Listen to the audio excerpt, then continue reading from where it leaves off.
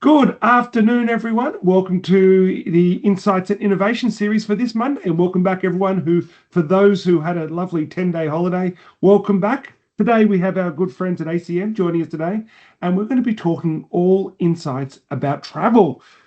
Super exciting. We've got one of the smartest individuals as well joining us who's going to be running us through it. It's Lisa Levesque. I hope I pronounced that No, you correctly. did that. Well done. Quebec. Well done. I actually wrote it I down did tell you twice. only 2 minutes ago how to say it. So, Well, that's my attention span isn't that long, so it must have sunk in.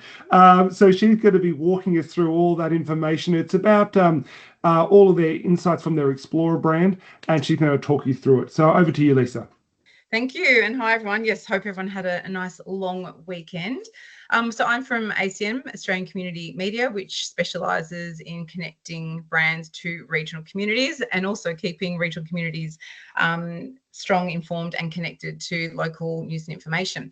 So we have a travel brand called Explore, which launched in the depths of COVID, actually, just before COVID kicked off. So a great time to launch a travel brand. But it has grown and grown I think people were still loving reading about travel during those times. But I'm here today to share with you some recent insights we have from our audience, our readers, and also just a little update on the actual product itself, because we've just gone through a bit of a transformation for the Explore brand. Let me just check that here we go. So I'll take you through that and then we'll go into the key insights that we found. So Explore is a dedicated travel brand for regional Australians. It's a very much a premium environment to help brands, travel brands and associated travel brands, or non-travel brands actually, because it's such a high value audience, connect with regional travellers. It's a fully integrated travel offering across ACM's both print and digital network, which is the new news. So previously, Explore has always been a print product across our newspapers on a weekend. But as of mid-May, we should have live.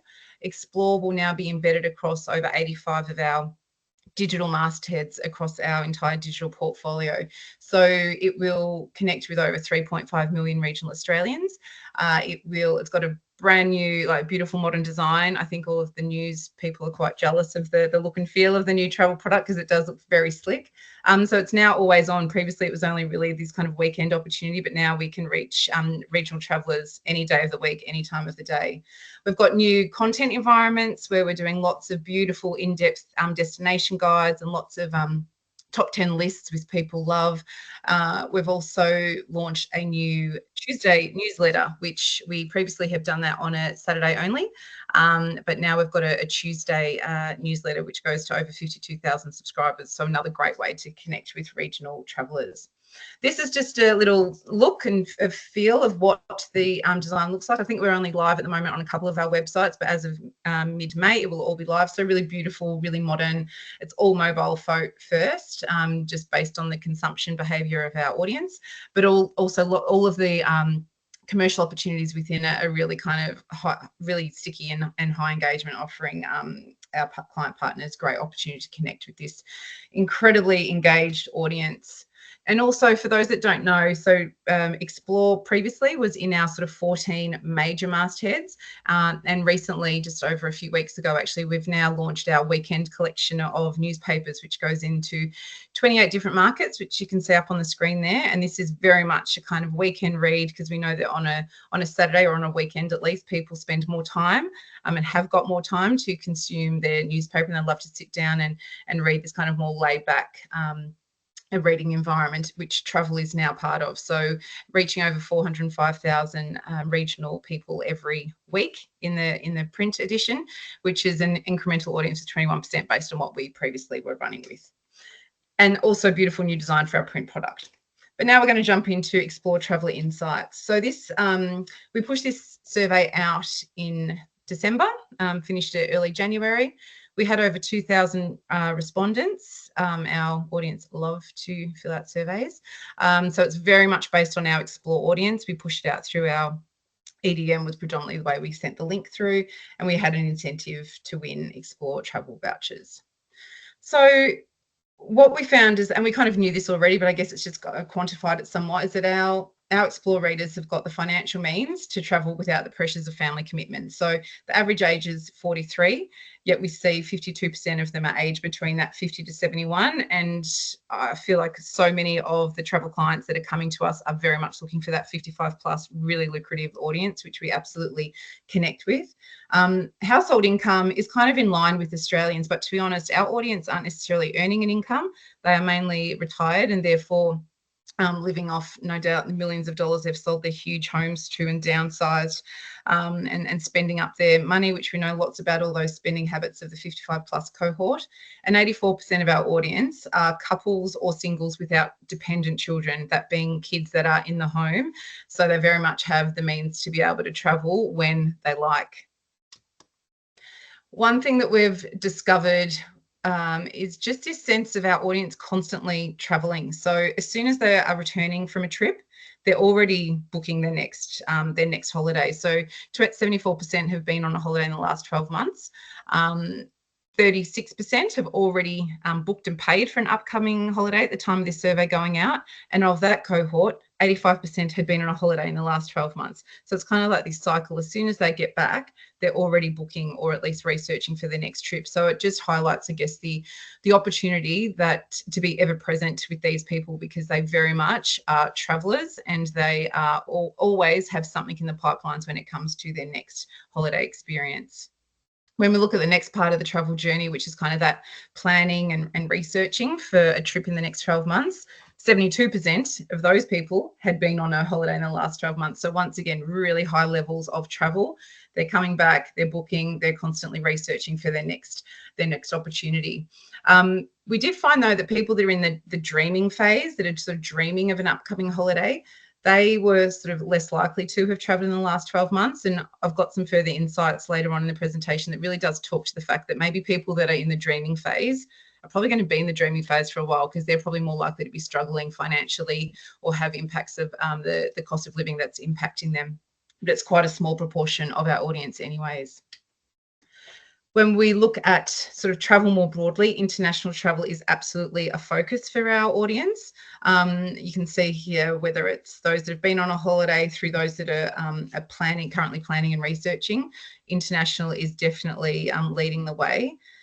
But that's not to say they're not traveling domestically. You can see that, 41% of our audience did travel domestically in the last 12 months, but it's definitely a much shorter term decision that people are making. So, when we're asking them whether they're planning or researching a domestic holiday, it's probably not happening yet, because it's something that happens a lot more in a much shorter period of time. So it's not necessarily on their radar, but it's still definitely happening. But international travel is by far the leading type of holiday our audience are looking for.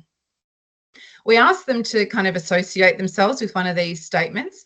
And I guess what we find here is that our audience has a really strong desire to travel without the budget constraints. Most of them identify with this: I generally know where I want to go on holiday and I'll save up so I can afford the holiday that I want. So money not being an issue. Second, it was, well, neither of these sounds like me. The other one is very much budget focused. I just go with the flow, and if there's a good deal arises, then off I go. I've got the sort of the time and the ability to just jump on a plane and leave. And a much lower cohort of 19% actually have a set budget in mind. So, it shows that we have an audience that is very active and engaged and willing to spend and go on holiday. They're also more likely to be taking longer holidays. So we split out sort of international and domestic, because obviously you're going to see some nuances there. But 34% of those that are planning an international holiday are looking to book for over 22 nights. So that's, over 3 weeks, which is quite significant. And of those that have already booked these kind of longer type holidays, they've already spent over $25,000 before even leaving.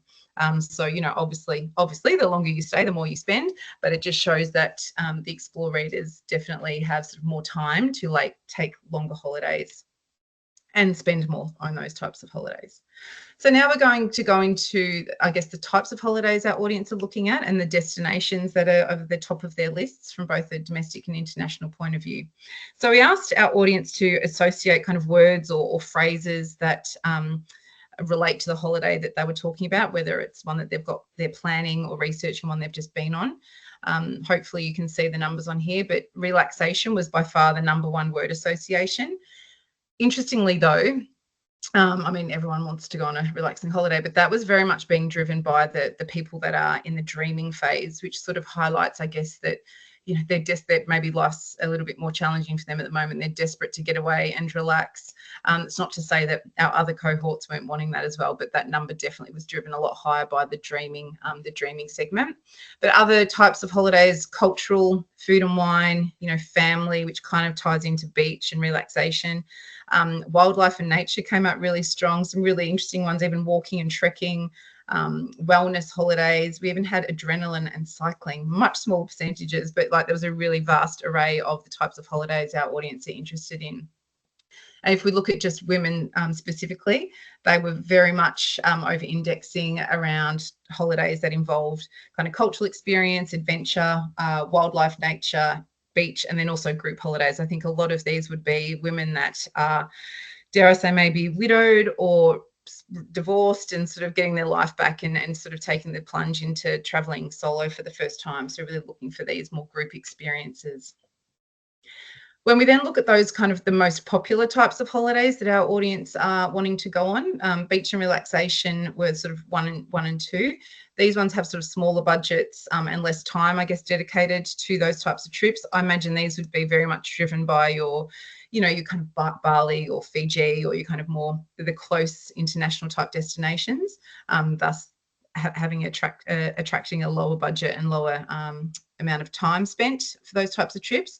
But then cultural and food and wine were the next two most popular. And you can see here that these are the types of holidays that attract more nights and a higher budget when it comes to sort of per person, which kind of makes sense because I imagine you're probably going to get these types of experiences from an international destination.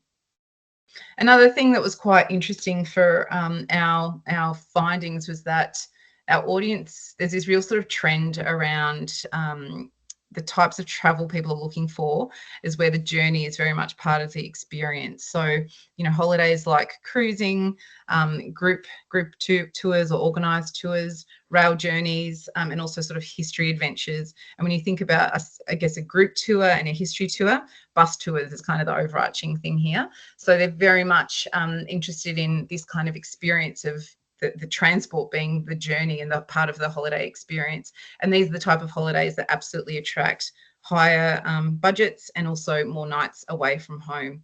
And in fact, a large proportion of our audience are investing over $25,000 on these types of holidays. That would be looking at kind of an average per person sort of expenditure, so really high value. And then we found that the older our audience is, the more likely they are to seek a holiday package. You can see here it grows. It's still, to be honest, it's not all that high, but I think it sort of makes sense that older audiences just want things to be organised for them and not have to stress about, all of the bits and bobs. They can have someone that can organise it for them. This is particularly true for things such as cruise holidays, bus tours, and over 50s type tours. When we look at travel destinations, this is for people that are planning, so upcoming plans, so the sort of hot places that people are wanting to go. We see Italy is at number one. People could actually give more than one response here. So just for context, Italy sat at about, I think it was 39% of people mentioned Italy as a place they'd love to go. Interestingly, if we were to look at the data from last year, or people that had been on a holiday in the last 12 months, America was up there as sort of number one. And I think the Trump effect, and this was done in December, so we have to keep that in mind. If we were to do this now, I think it would be even lower down the list as it is now, currently at 5th. But USA was much higher. And I think the latest data that's just come out from the government showed that in March this year, there's been over, I think it's nearly 5,000 less people traveling to America than same time last year, so March in 2024. So it's just showing a huge impact. And I think also there's been a lot of cheaper flights to America that have been promoted because there's been such a huge decrease. Italy, I don't know about you guys, but Italy was all over my Instagram last summer. I felt like everyone I knew was there. So it feels like that's kind of really kind of push this trend around travel to Italy. And Japan, ever present. It'll be interesting to see. I think the Australian dollar maybe isn't as strong as what it has been, but that is still very much a really hot spot for our audience. There was over like 100, I think 120 countries that were listed, but these were definitely the ones that were on top. Interestingly, last year, Bali was also in this sort of initial group. it's dropped down a little bit. I think it comes a few after Thailand, and I think that there's been a lot of press around people getting quite sick in Bali. I've been to Bali about 12 times, and I only got sick for the first time in November recently, which was the first for me, and it wasn't pleasant. And I think I've certainly read articles and things around sort of Bali belly and how it's getting a lot worse, so that may well too be having an impact. And another thing we found is that for people that are planning trips this year, they are budgeting more time and money for their upcoming international holidays, which is interesting given the cost of living crisis. Remembering this is our audience though.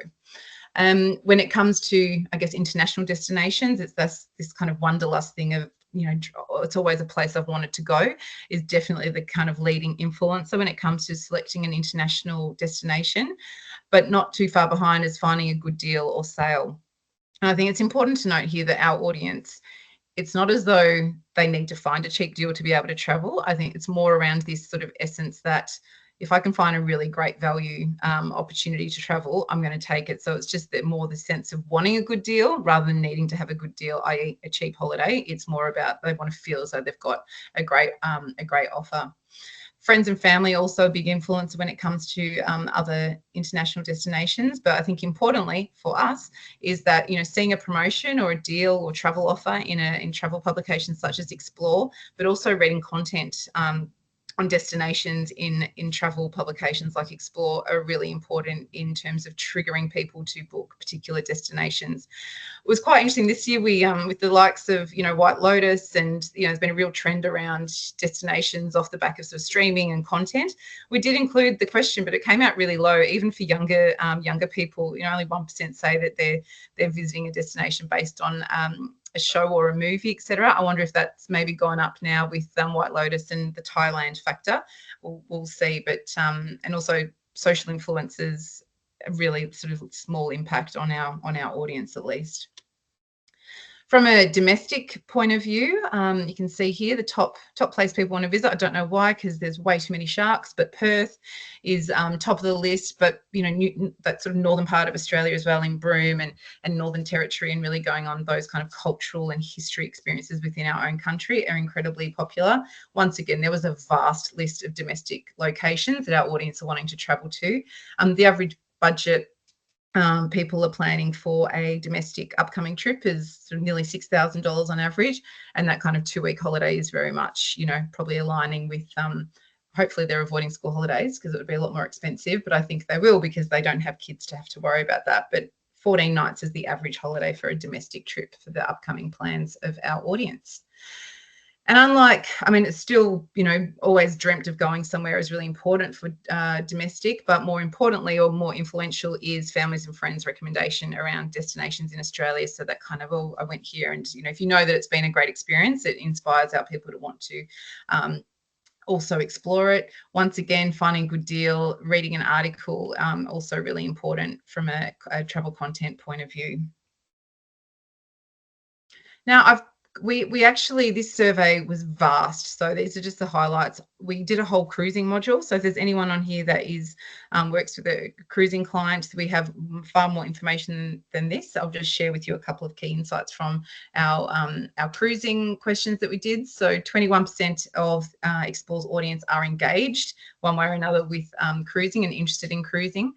8% of the audience have just booked or are planning on booking their first cruise. I think there's been a real intrigue around cruise travel, and I think the sort of benefits of cruising is certainly something that we've seen in the insights, which I'll get into in just one moment. Ocean cruises by far the most popular, and that's very much a 50-50, whether it's through a domestic port or an international port. So that would be, leaving out of Sydney, still maybe going internationally, but leaving out of Sydney or Melbourne, for example, versus international, where you're physically flying overseas to leave for a cruise from an international port. River cruising also quite popular at 28%. Not surprising there, though, that the majority of that is all out of international. This would be European type cruises along the Danube. And then expedition was quite high. This would be things, always open for interpretation, but things such as the image depicts the Arctic, Antarctic, but also the Arctic, the Northern Lights, those kind of real adventure type experiences, which predominantly leans into leaving from an international port. And yeah, there seems to be more interest in cruising. I sort of touched on that just earlier, but when we look at those that went on a cruise in the last 12 months, we had 22%. Those that have currently saying that they have booked and paid for a cruise has gone up to 34%, and then planning and dreaming, etc. But it just shows that there definitely seems to be a more favourable holiday experience that people are really turning to. And I think that comes down to the reasons why people talk about cruising being a great travel experience, which is these things. This is what our audience has told us. This was done on a load of verbatims, but the key themes that came out was this kind of just offers really desirable elements of travel, be that convenience, so that ease of, you literally get your suitcase, jump on the, I was going to say plane, jump on the boat, the ship, and then you sort of unpack once and that's it. So really easy, value for money. That's whole element of, all inclusivity, or, having inclusions within the cost per night of cruising is a really attractive factor of these types of holidays. Ease, and that's ease of exploration. So very much, being taken to a port, you get off the ship, you go and explore, you get to have these cultural immersions, and then you get back on the boat and off you go again. So it's a really easy and organized for you, so you don't have to stress about it. And then there's just this sense of they just love to cruise. And I think, I don't know, I haven't been on a cruise before, but I certainly have got people that I know that are starting to try, like just even local cruising, and they are having really positive experiences. I still don't know whether I'm going to convert, but we'll maybe have to give it a try. But there's one person here who said, I've been on 117 cruises. So if anyone out there has a cruise client, you can pay me a small fee and I'll try and get this person's email address for you. When it comes to the most important factors when it comes to booking a cruise, some of the key themes were the more practical things, such as how many cruise nights or days at sea, and also sort of safety, hygiene, and not surprising, are really important factors when choosing a cruise type holiday. But more, I guess, emotional things that come into play is this all-inclusive dining, the cuisine and alcohol options on board, and then importantly also the various experiences that you can get, be that on board or on shore. But the number one overarching consideration when it comes to booking a cruise is value for money. And I know no one wants to be seen as cheap. So it's like, how can brands actually convey value through things such as the dining options and all-inclusive factors, which is super important. I think it's almost an expectation when it comes to cruising that you're going to have inclusions around your dining and your various experiences. Once you book that trip, you don't have to think about anything else. Now we'll go, and once again, we'll have a whole module on cruising. If of interest, please reach out to me. I'm following this presentation. I'm happy to connect with you and share that on. Now looking at planning and booking factors. So I sort of touched on this earlier. So I guess the number one challenge right now for most Australians across the board actually is kind of cost of living. That is definitely ever present for our audience as well. However, when we looked at the data, it shows that that's far more of an issue for dreamers, and I touched on that earlier. People that are in that dreaming phase are far more impacted by the cost of living right now, which makes sense that they are going to be sort of stuck in this cycle of desperately wanting to go on a holiday but maybe not being able to prioritize or afford it. And then also we saw the under 50s having a lot more challenge when it comes to cost of living, which makes sense, very much in the depth of mortgages and children and school fees and all those sorts of things. So our core audience, that over 55 market, not as impacted by cost of living.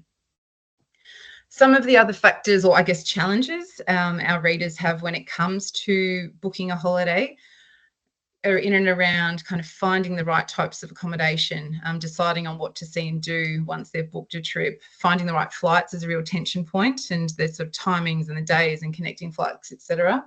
And then booking desired activities. So there's an opportunity really for travel brands to kind of help take off remove the barriers of these types of pressure points when it comes to booking a holiday, and helping facilitate these types of things, be incredibly important. Explore as a brand from a content point of view absolutely does do this. We sort of focus on this in helping support our audience around making key decisions, and we do that constantly with our content every week.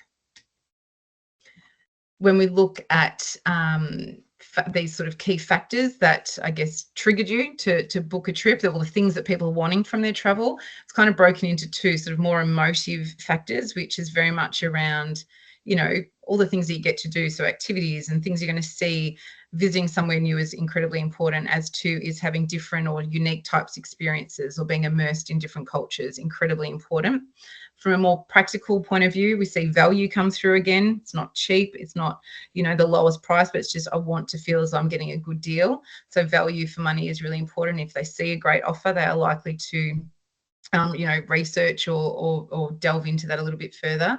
Having accommodation offers, I think we see a lot more cross-generational travel happening now. So having a great selection of accommodation that suits your group and meets everybody's needs. Dining, our audience are really foodie, so that comes up really strong whenever we ask that sort of question.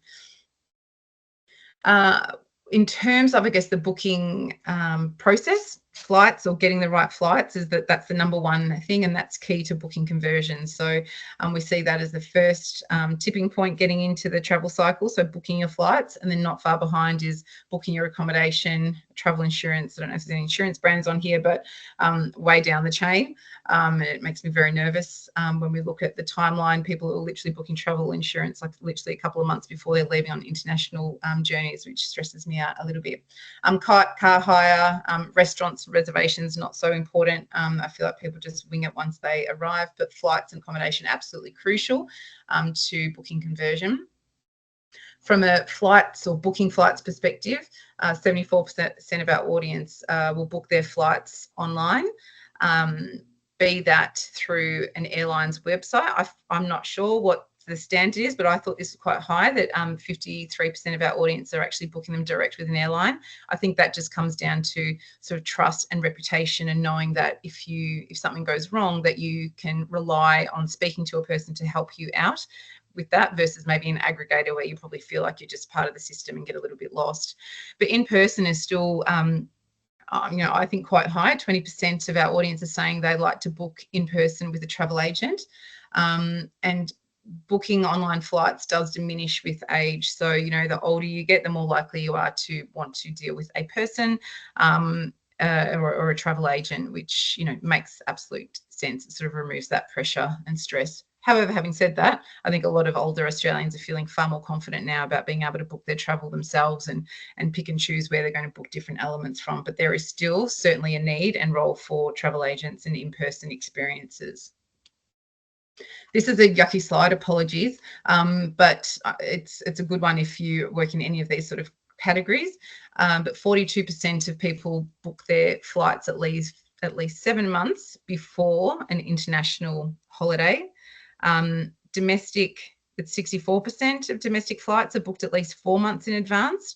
35% of domestic flights are booked within 3 months. So that's the majority of all the other things, actually really similar timings. There's not too much difference, but travel and insurance, I'll just highlight again that, a large chunk, let me do the maths, which I'm terrible at, 40%, I think, of people are booking travel insurance within 3 months of departing on an international trip, which to me feels like a massive high risk strategy. I also have this for domestic, if anyone's interested, showing you the incremental months of the booking process.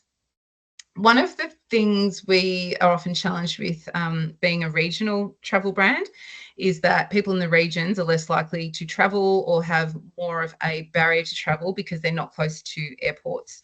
So we very much wanted to test this theory and explore it, because to be honest, we didn't know. We thought we knew, but thankfully it has come back and supported our theory that, for our audience, travel is such a passion that it isn't a barrier. So most of our audience live, or most of the regions live in proximity to an airport. 92% live within a 2-hour drive, and we've chosen 2 hours because that showed from our data that kind of very much was a very acceptable journey to take for the regions. So 92% within 2-hour drive of a domestic airport, and 68% still live within a 2-hour drive of an international airport, which is really actually quite high. And living regionally, there is no barrier to flying overseas. 53% of our audience agree that it doesn't have an influence. People actually who live further away from an international airport will actually plan longer holidays to kind of almost offset the effort that it takes to get to an international airport. So rather than not travel, they'll just actually travel for longer and make it worth their while, which is really an interesting insight. And for me, I found this crazy, but 52% of people who live 4 to 6 hours away from an international airport still say that it's not a barrier to international travel. And I think it's just part and parcel, for people. And this would, 4 to 6 hours, you are living more in a rural area, but it just goes to show that for people, that's a lifestyle choice, and it doesn't mean it impacts on their actual lifestyle. So they are absolutely willing to travel further afield, to go on the international journey, and as it highlights, stay longer than that they normally would, or another person might do, just to make the most of it. And I guess that makes sense then that, our audience is very open to, overnight stays or having a couple of nights in a departure city. So actually adding on to their journey. So maybe going to spend a couple of extra nights in Melbourne or Sydney before they go on their big international trip.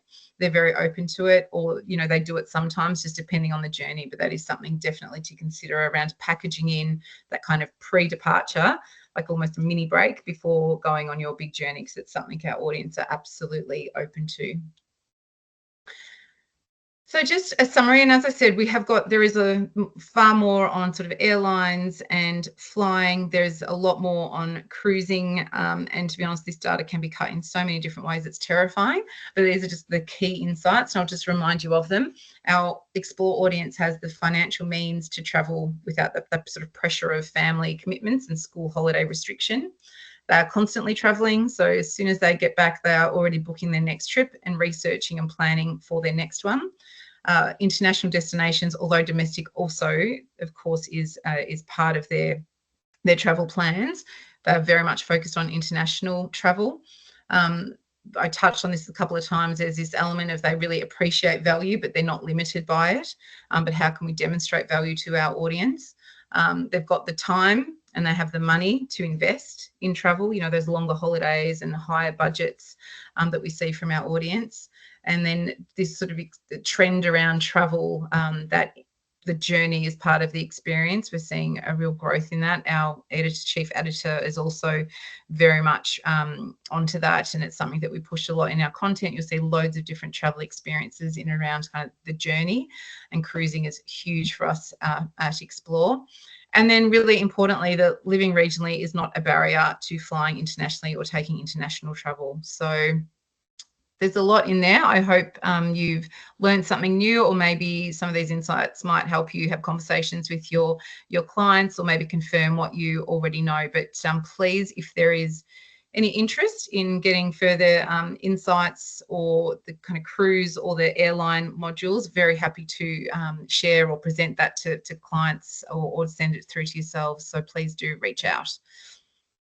Thank you for listening. Lisa, thank you so much. Are there any questions out there?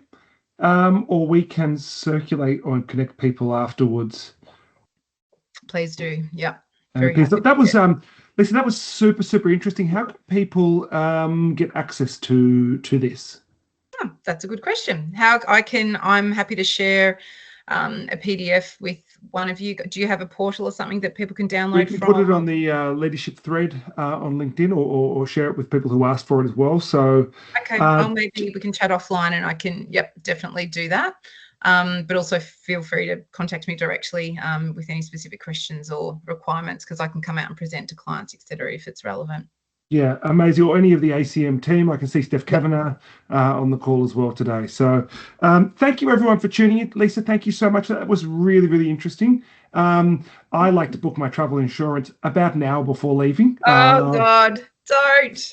An hour after my accommodation. So thank you everyone for listening. And if you have any questions, we're going to circulate this presentation and the recording later on today.